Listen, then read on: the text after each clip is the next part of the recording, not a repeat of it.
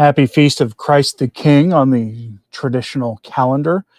For those who wonder why there are two observances for the traditional calendar for the Feast of Christ the King, well, two observances of the feast day, one on the traditional calendar, one on the Novus Ordo calendar, and why some of us, myself included, say they are very, very, very different feast days that represent very different things.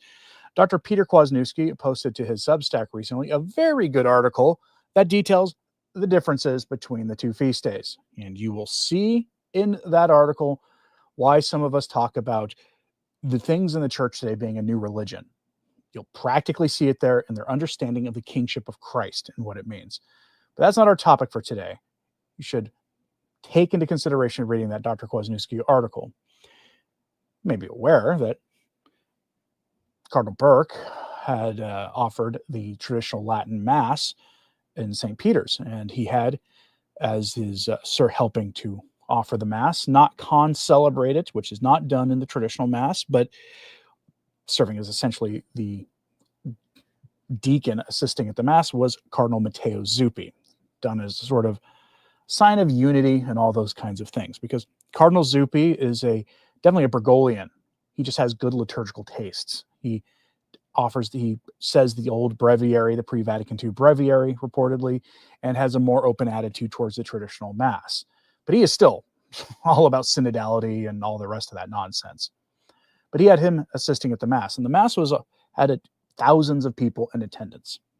Emphasis on thousands. If you're not familiar with just how big St. Peter's Basilica actually is, it's worth thinking about this for just a little bit, because there is kind of a lost thing in all of this, and it's the size. See, the secular media didn't really like this much. They downplayed the size of it. Not shocking. They do that.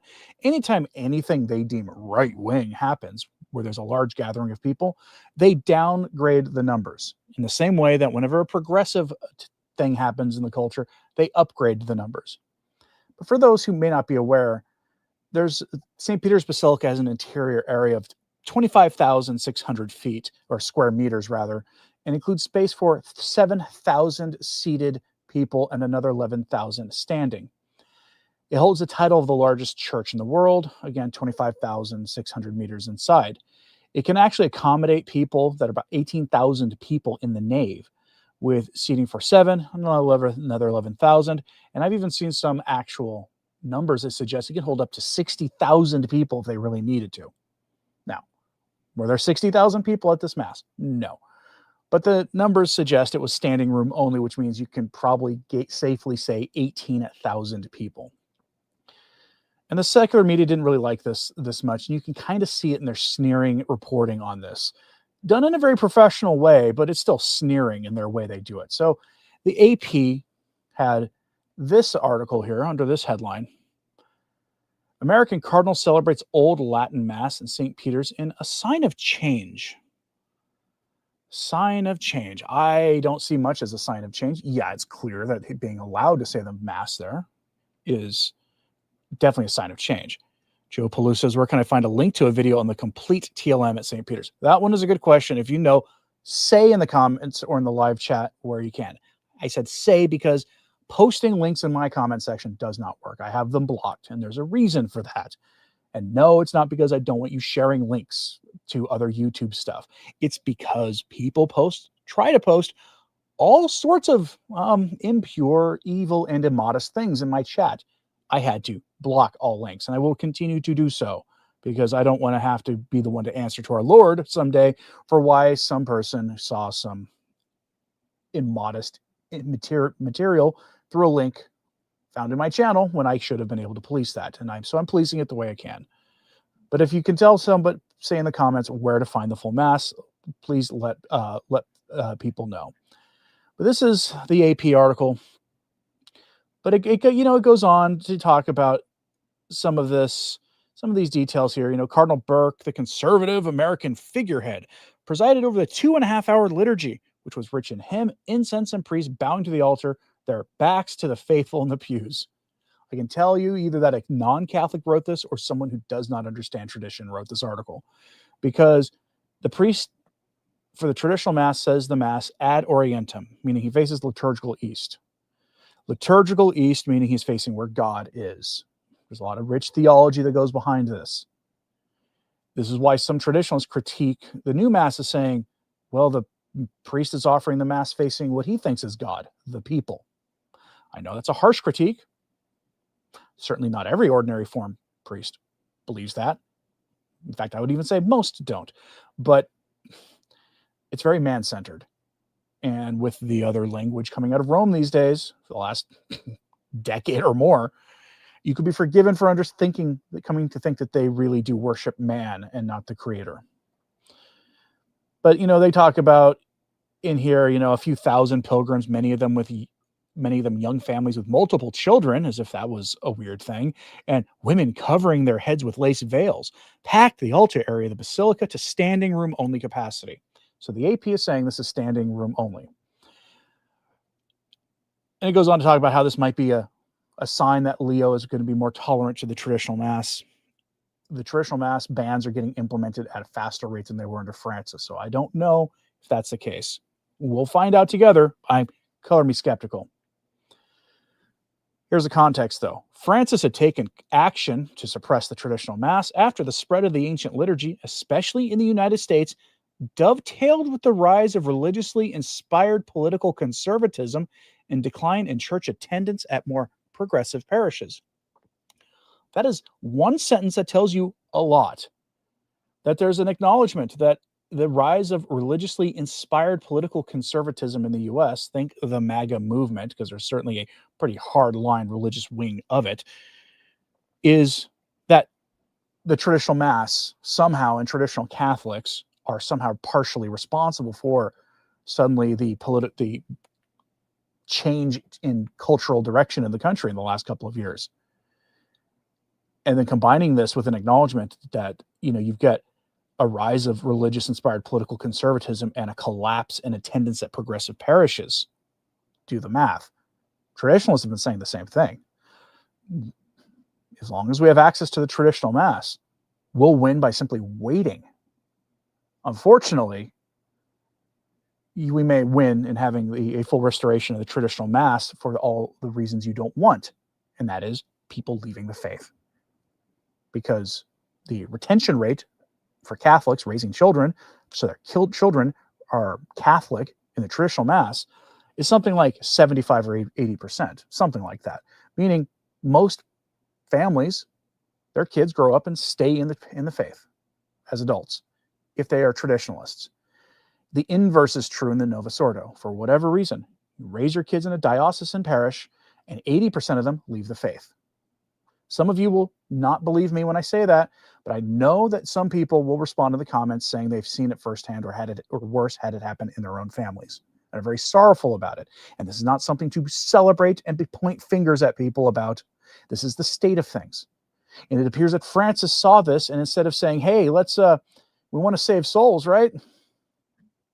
Maybe we should give people access to the sacraments that will still facilitate their staying in the church, because if they don't stay in the church, then they can't have their soul saved, according to classic Catholic doctrine. Instead, political motivation. Got to stop the rise of that political conservatism. It goes on to give you an outline of 2 decades of liturgical wars. But their critique of this, how they explain this, is so just blatantly incorrect. It's funny. They say the latest rounds in the liturgy wars date back to the Second Vatican Council.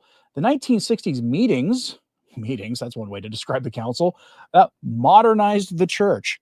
Among reforms was the celebration of the Mass in the vernacular rather than Latin. In the decades that followed, the old Latin Mass was still available, but not widespread. That's downplaying it. It was virtually impossible to find it, except in the rare dioceses where it might be offered at a cathedral once in a while.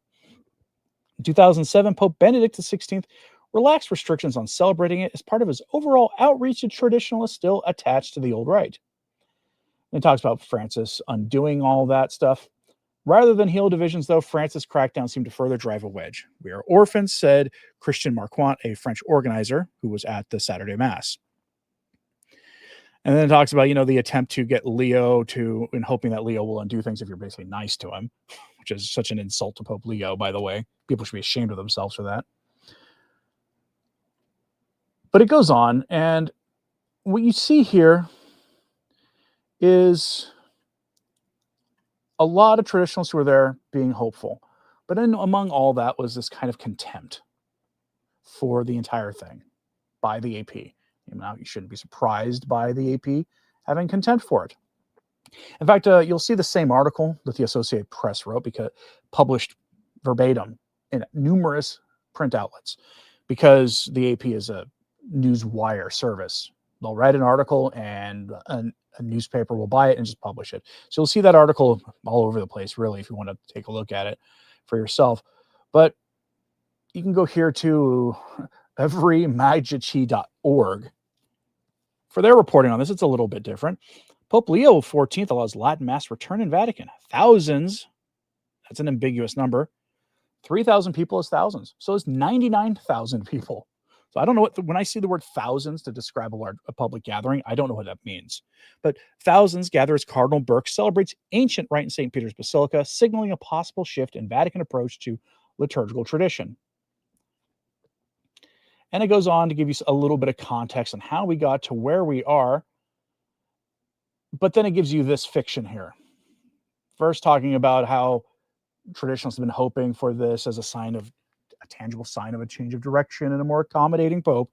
It goes on to say this: the significance of this gesture, being allowed to say the Mass at St. Peter's, was not lost on the faithful. The old Latin Mass, or Tridentine Rite, dates back to 1570. First, fact check, incorrect.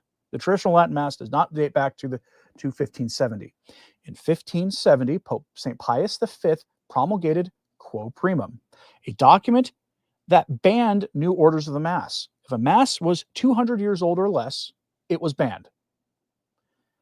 The Tridentine Mass, as they call it, was made the normative Mass in the Western Church. It predated all of that by a considerable amount of time. It developed organically from apostolic times. That is a fact. But it was not invented at 1570. It was not a Novus Ordo itself. What Quo Primum did was ban Novus Ordos. That's what it did. It banned new orders of the Mass. That's what Novus Ordo means, new order. And it also banned anybody from promulgating a new Mass after 1570. Take that to mean what you will. People hotly debate what that means. For nearly 4 centuries, it was a familiar liturgy for Roman Catholics worldwide. More like 18 centuries, but, we'll quibble over the details. But the Second Vatican Council in the 1960s brought sweeping changes. Mass was translated into local language. The priest faced the people, and lay participation increased. That last bit is debatable. St. Pius X, in an effort to increase active participation among the laity during 50 years, 60 years before the new Mass was promulgated, advised people to do things like pray the prayers of the Mass with the priest from the pew, pray a rosary during Mass, all these other things, because he understood that active participation meant praying at Mass. It didn't mean Catholic calisthenics, and it didn't mean necessarily, saying hi to your neighbor and shaking hands with them, and the lay people bringing up the gifts at the altar and the prayers of the faithful stuff, all those new things in the Mass. It's not what active participation meant, according to St. Pius X. It meant praying in communion and continuity with the priest at the altar. That's what it meant. While these reforms were widely embraced, a segment of Catholics continued to feel a deep attachment to the old rite. That's what they've reduced it to, a deep attachment, as opposed to a deep attachment to the Catholic faith as it had always been. And then it goes into the history of trying to accommodate traditionalists during the post-Vatican II years. And then a lot of good things here about how people are have hope for the future. In the end, the return to the traditional Latin Mass to St. Peter's Basilica, the article says, stands as a powerful symbol of the Catholic Church's ongoing struggle to balance tradition and change, unity and diversity. I will tell you, they can't help themselves when they put that stuff in there. The Catholic Church is the last organization on earth that needs to be lectured to about diversity. okay? Look at the saints who have been canonized. There have been saints from Africa that were canonized before the United States existed. Please do not lecture us at all on diversity. These people are shameless. The New York Times actually wasn't so lazy as just to keep using the article from the AP, though. They were a little bit better. Headline: Papal permission for Latin Mass in St. Peter's gives traditionalists hope. Pope Francis greatly limited the use of the traditional Latin Mass, believing it sowed division. Traditionalist Catholics are hoping Pope Leo charts a different path. And I'm here to tell you, don't waste your time hoping on that, if the implementations we've seen are anything to go by. But it kind of goes into says some similar things. But they use a really funny thing. They say about the Novus Ordo, when it was switched to the Novus Ordo in the 1960s, they say that was, quote, when the church began to celebrate Mass using living languages. One of the problems with the living languages are a living language. If your priest is offering the Mass in his native tongue, it means he has the ability to manipulate the language of the Mass and change things to fit his own whims. And trust me on this, we've all seen it happen to some degrees, to varying degrees, sometimes minor things where you kind of maybe cringe a little bit because, strictly speaking, the priest is supposed to follow the order of the Mass, which gives him plenty of places to add approved variety in the new Mass where he wants it, but he's still following an outline for the Mass.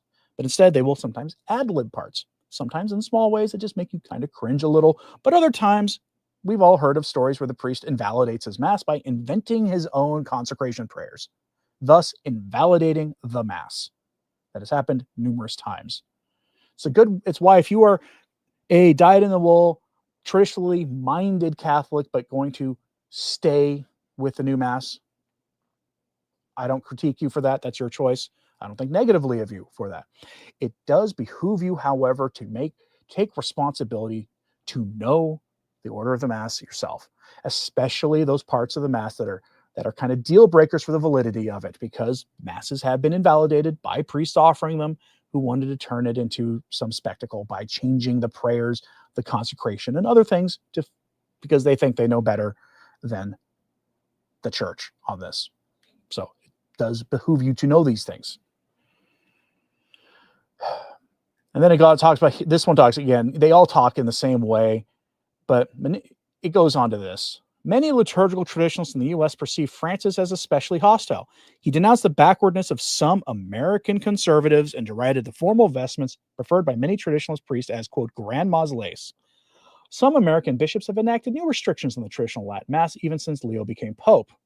But now some American advocates for the traditional Latin Mass say they are optimistic that Leo is already setting a less combative tone. This really does look like they all shared notes, because they may have written their own articles, but they're all quoting the same people. Very Reverend Joshua Caswell from St. John Cantius in Chicago, Christian Marquand of Pax Liturgique, all of these things. But in general, you'll see from the secular media a sort of sneering political tirade against this, masking the entire point, which is this is to them secular politics. But then you get to America Magazine. Published a few articles on this. I'm not going to go over all of them because I don't really see a point, but they published this headline: analysis, why is Pope Leo letting Cardinal Burke say the Latin Mass at the Vatican? My wife, by the way, pointed out when we were talking about this that virtually all of these articles were written by women. Just throwing that one out there. They all make quips about how there were people where the women were all covered in lace veils, as if that was a bad thing. Now, remember what I told you. The Mass had standing room only, which for a Mass means about 18,000 people, which is nothing to sneer at. That should be taken very seriously if Pope Leo truly is open-minded to some kind of restoration of the traditional Mass, loosening of Traditionis Custodes. I don't think he is, because if he was, I'm pretty sure you wouldn't see these implementations happening directed by Rome. We know that they were all directed by Rome since Leo got there. But if he was, he would make note of that. But America Magazine tells you this. This was written the day before. They are downplaying the expectations because I guarantee you the Vatican knew how many people were going to show up the next day. without question, they knew how many people were going to be there because you had to register. And America Magazine, it's worth noting, its editor-at-large was James Martin. He still is deeply connected to America Magazine. James Martin is a communications advisor for the Vatican's communications office. They knew ahead of time how many people were going to be there. But they say this: the Mass will be celebrated at the altar of the Chair of St. Peter, just behind the main altar of the Basilica. Since 2021, celebrations of the pre-Vatican II Mass in the Basilica have been limited to the Clementine Chapel beneath the floor of St. Peter's, where St. Peter is believed to have been crucified. The change in location is likely due to the capacity needed for the Mass. Organizers expect 1,000 registered pilgrims plus additional attendees. They were expecting more than 1,000.